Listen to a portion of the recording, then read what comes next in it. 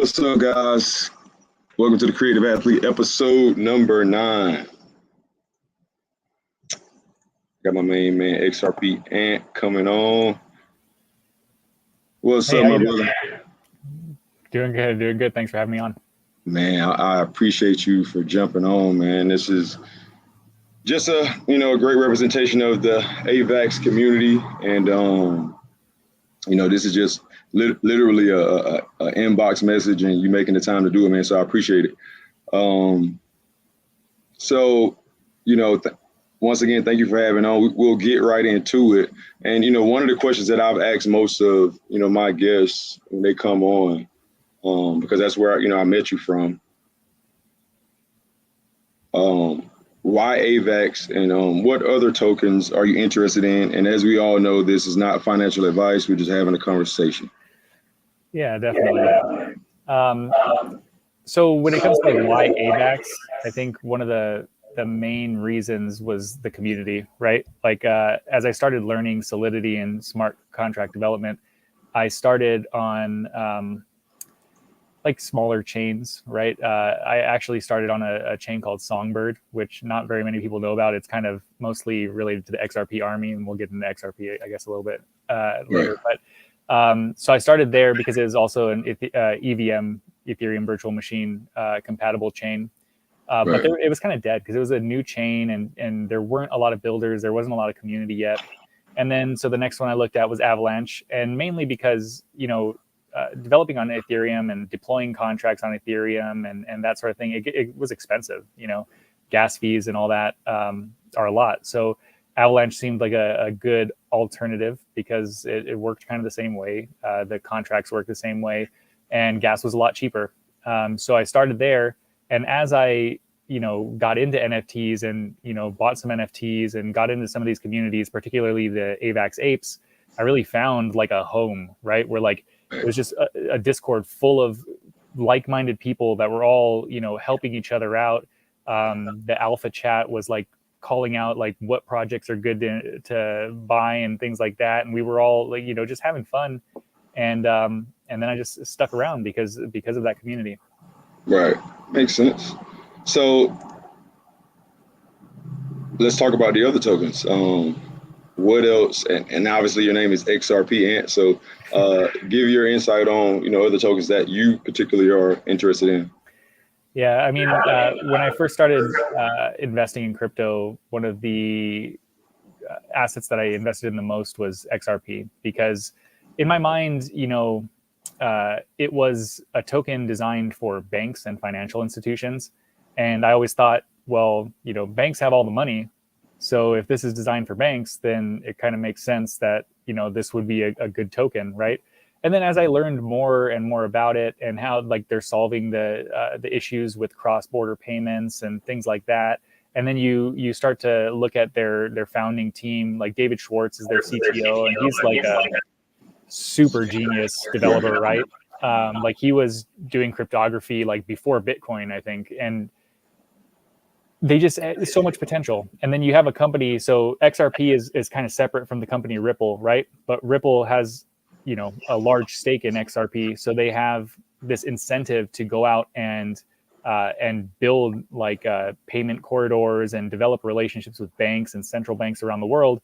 And so when you think about that, in my opinion, XRP has a very good chance at being one of the most utilized crypto assets in the world. Right. Makes sense. Okay. So XRP, I got to look more into it. I've dabbled in crypto for a few years now, but AVAX is a project that I was informed on by a friend by the name of Steph. Shout out to Steph. But and then as I've studied it, I really like it. I like what the community, a lot of the NFTs, and just overall what the blockchain offers. So now as far as with you and what you have going on, tell me about the Smolrun Soulbound token. Yeah, so a few months ago, I think it was in like January, Vitalik, the co-founder of Ethereum, wrote a paper with some guys and talked about soulbound tokens. And the word soulbound, I think, comes from World of Warcraft. It was there were special items inside the game where if you got them, you couldn't transfer them to anybody. Like most of the items in World of Warcraft, you can sell them to people, right? But these soulbound tokens, they were only yours. And so Vitalik wrote about possible applications for a token that you couldn't transfer and that was even potentially revocable. Like thinking about, what if the government could give you a driver's license that was an NFT and you couldn't transfer it from your wallet, and if they wanted to suspend it, they could take it out of your wallet. It just kind of adds another layer of, knowing who has these and being able to prove that they are the person that they say they are. So when I heard that, I started thinking about different applications, and one of the things that made the most sense to me was to replace whitelists. So, a lot of NFT projects, right? They'll have a whitelist or an allow list, and certain people will get priority to these NFT mints. And it helps with, we're seeing a lot on AVAX nowadays with free mints, the bot issue where bots will come in and take the whole supply. And so having some sort of allow list definitely helps with that. And so what we did is I created a soulbound token and started giving them away. They're non-transferable, they're revocable, and that works as our allow list, right? So we recently had a mint last week and we used it, and it actually worked really well, because what I found is it's also community building, right? Like I was giving these away to people that wanted to be a part of the Smolrun community, that wanted to mint the projects that were minting, and people felt like they were winning something by getting one, and they are, right? They're getting priority access and all this. And then it turned into a great result for our mint. We actually minted out before the public sale. It was all soulbound holders that minted the project. Right. Okay. Nice. So with the Smolrun collection, give me some insight on Smolrun. Yeah, so it started with, as an idea, I like to make things for fun. A lot of the development that I do is just things that I find interesting. I'll think of an idea and then I kind of have to build it because it just sits in my head and I can't get it out of my head, and I just have to go out and make it, right? But the thing is, when you're going to get verification on marketplaces and stuff, they're like, oh, well, what's your Twitter? What's your Discord? What's your website and all this stuff? And it's like, oh, well, this was just something that I made kind of for fun. I didn't want to go set up a social media account and all that stuff. So I thought, okay, well, I'm going to create kind of like a label, right? The Smolrun will be my label. And then I kind of, my tagline was like, non-fungible tokens crafted to like capture the spirit of today, right? Just like things like when I see something that's happening, like when on Avalanche, all of a sudden everything was small, right? And I will point out that just kind of brought it to my mind. I started Smolrun like a couple weeks before Small Joe's, and then Small Joe's came and stole all my small thunder. So I just want to put that out there. So you're openly saying that they took your swag. I mean, and I'm sure that they've been working on that for a long time, and it's, parallel thinking, and it's not like I'm the first person to say small, but it was so funny that I did it, and then 2 weeks later they stole my thunder. And then it was great because I was like, oh, well, at least now maybe that'll get some hype for Smolrun, like the whole small thing. But then all of a sudden everything was small. And then it was like, oh, great. Now, now people are tired of small and all that. But that's kind of besides the point, really. But yeah, so just small collections of NFTs that are either, kind of talking about like current NFT meta or just things that I find interesting. Like I'll do a lot of interesting gamified mints. Like one of the ones I did was called Only One Free NFT, where I went on, Johnny, right? The Power Hour. Right. Yeah. So I went on his show and I told everybody we got another free mint, right? And I put the link up there and they went, and it looked like a normal minting site. It said 0 out of 100. And so people started minting for free. Right. And then once it was all said and done, I explained what happened, and there was actually only one NFT. And what happened was the first person minted the NFT, and then every subsequent person actually stole the NFT out of that person's wallet. So by playing with like soulbound tokens and the idea of revocable and stuff like that, I was able to create this thing where everybody technically had the NFT in their wallet at one point, but only Right. the last person got it. And that was just kind of a fun way to just, mess around. How did people respond to that? It was mostly positive, I think. Some people are like, that's not funny, just kind of, party poopers, what can you do? But overall, people were kind of like, wow, like I thought that it was like a magic trick, you know what I mean? Because I've never seen anything like that before. Like nobody's ever been able to take something out of my wallet. And then also some people like Johnny were pointing out, like this is kind of pointing out the risk of going to some random website and minting an NFT, right? Because you don't fully know what you're actually connecting your wallet to and things like that. And Right. I'll point out that I don't have the ability to take like any NFT out of your wallet. It has to be in the smart contract, like specifically for that to happen. But it does kind of show you, like, you're clicking a mint button thinking that you're getting an NFT, and it's not necessarily the case. You have to trust people, trust who you're actually going to. Right. Okay. So tell us a little bit about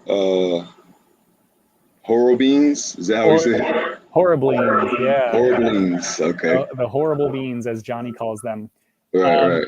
So this is a fun one. So if you've been around AVAX for a few months, or even maybe the past couple months, you've probably seen the hashtag Beansong Summer, and this was all something that kind of happened one late night in a Twitter space with like Moonbags and Soap and all of the AVAX major AVAX players, and we were just kind of talking about the Solana beans and how it's kind of funny. Like you'd go in these Solana bean spaces and they'd just be singing a bean song for like minutes, and you just be like, "What is going on?" Right? And it just became kind of a joke. But then it also kind of became a thing, right? We said, you know what? Let's just make it Beansong Summer. It was kind of like bear market was starting. Let's just have fun and create projects. So then this was in the work for a couple months, getting the art done and everything. And then Campfire and Teens on Acid had the Beans on Acid. And then we launched these. The artist is actually, he's a working actor in Canada. He was on the TV show Snowpiercer. And he's just a great artist and really fun to work with. And really, like, what I love about these is that everything is so random. Like, like all of these weird traits, like the little muscly arm, or like, or you'll find one that's like a little. The one I love is there's this little like ribbon that says "First Birthday Boy," and and as we were waiting for the art to get done, one of the things that it allowed us to do is kind of create like a story behind it, right? And it really kind of gave me the idea to really pursue story-driven NFTs, right? Because when you look at NFTs, a lot of times it's either about the art or sometimes it's about utility or things like that. But I think that it could be kind of more than that, right? So we came out with this story that, a meteorite came down and hit a bean factory and then infused life into these beans. And then they just kind of went down into the town. And as they're like ravaging through houses, they're just picking up random things along the way that they kind of find interesting. Right. And so the hope is to, kind of continue this story and keep pursuing this weird kind of just random world. Right. I like it. Creativity at its finest. So what's the tell me the artist is, does he have a Twitter? What's it? Yeah, he's not super active on Twitter. It's TEEWHY drawing. But if you want to just go to horriblines.com, and you might even be able, oh, actually, I don't know if the Campfire website goes to Horriblines or if it goes to Smolrun, but either way, the horriblines.com website has his information. His name's Tyler Gibson. He has his IMDb and his Instagram and all that stuff. I think he's more active on Instagram than he is on Twitter. Okay. You say Tyler Gibson? Let me see. Yeah. Let me see if I got this right. And now, on once I cut these clips and post this, we'll definitely shout him out, because this is I like this collection. It's pretty cool. Yeah, no, he's a great artist and really just super creative and really easy to work with. You know what I mean? Like, I would just. These are fun though. These look fun. Like. Yeah, no, I love him too, and I was really happy. I mean, I would give him like an idea, and he would just run with it, and almost every time everything he sent me was like he just nailed it on the first try, and it's so great. What was the thought process behind the art? You know, like when, as far as with like the creativity, um, with it being a bean, but it being a little bit more on the like monster side. What inspired that? Yeah, so it was Bean Song Summer, right? So it obviously had to be beans. And but what was also happening at, a couple months ago when we were thinking of this was the bear market was kind of just starting, and it Hmm. was around the time that Goblin Town. I don't know if you know GoblinTown.wtf. They're a collection on Ethereum. There's just really ugly looking goblins, and then people started to kind of to copy that, right, to make derivatives of the goblins. So then you had like the Azuki goblins or whatever they were called and those sort of things. And then I thought, well, why don't we take beans and goblins and make goblins, right? But then Right. what happened is, as we were developing these, there was some parallel thinking. All of a sudden, there was other collections called goblins, and then sort of thinking, okay, well, these don't even really look like goblins at this point anymore, anyways. So let's like, what can we, name them? And then we kind of came out, that they're horrible. They're horriblings. Right. That's cool, man. That's really cool. Okay, so as far as with just NFT collections, like I haven't really gotten a chance. I always forget to ask, any founders or any designers. Now, Horriblings is your collection. Smolrun is your collection. Um, how do you find artists? Yeah, I mean, it's a good question. So with Tyler, I had worked with him before for a project called The Spot. Uh, It's at The Spot NFT on Twitter. The guy who runs that, his name is Junk, and he's a really like I call him a visionary because he was thinking about just really super interesting NFT concepts like really before anybody. Like I helped him build something called the Transmorphosizer, which is where, basically where is this Where is this collection at? Is it on Campfire also? yeah, it should be on Campfire. And the ones, so you can find the spot for sure. And those are Uh, like little speech bubbles that have different kind of categories of things in them: sports, NFTs, crypto, all that stuff. And uh, then there's also the Goated. It's GOATD. And then if you can pull, I don't know if you can pull that up, but that is a really fun one. So the way that works is if you have PFP. yeah, yep. Okay. If you have a spot NFT, you get these airdrops, right, of traits. So say like some heads, some bodies, some, eyes, mouths, headwear, all that stuff, just randomly airdropped to you just for having. So like, yeah, so those are them. So you could see like, you have like the pimp hat and then that would be a trait, right? And then like the zombie head or the laser eyes, those sorts of things. And they're just pieces that get airdropped into your wallet. And Right. then what you do is you go to the website and you're able to combine them all. It burns all of the traits and mints you one of these PFP NFTs. And that to me was just, it's fascinating, right? Like Right. I had never seen anything like that before. It's like build your own profile picture, and it's all just basically just airdrops. Right. Yes, it is unique. I've never heard of an approach like that. It's really cool. Yeah, no, and it was super fun to work on. And then he has, and the spot has other things too. Um, there's a project called Analog. So I think Uh, if you search up there for Analog, you should be able to let's find see. some of those. Yeah. And what that is, that's a dynamic NFT where he found real world artists Uh-huh. that put pen to paper, right, and made these different pieces. Like so, that first collection right there was all buildings, and it Uh-huh. started out black and white, and then there's the birds, which that one started out as color. Uh-huh. Uh, and the way it works is you can go to the website and you can actually pay like one AVAX to change the NFT. So it starts out as black and white, but there are Uh-huh. like 3 or 4 different color variations that you could change it to. And it actually changes on the blockchain what that NFT looks like.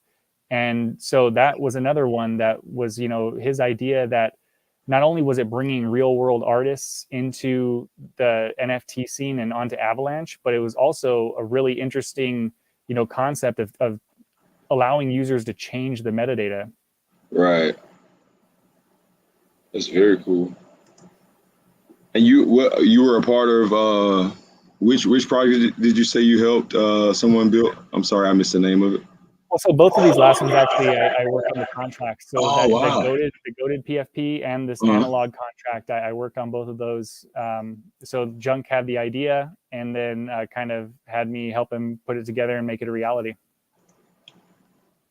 Oh, it's really cool. So yeah, I like both of those, man. See, that's a cool thing about doing sitting down with you guys, because it's like I haven't even heard of this. I haven't heard of analog or goated. I know what? I take that back. I feel like I've seen goated because I've seen like the phrases somewhere, but yeah, this is really cool. So what's the story behind is this a similar concept where you guys are, I see like mini series description. So what's this about? Yeah. So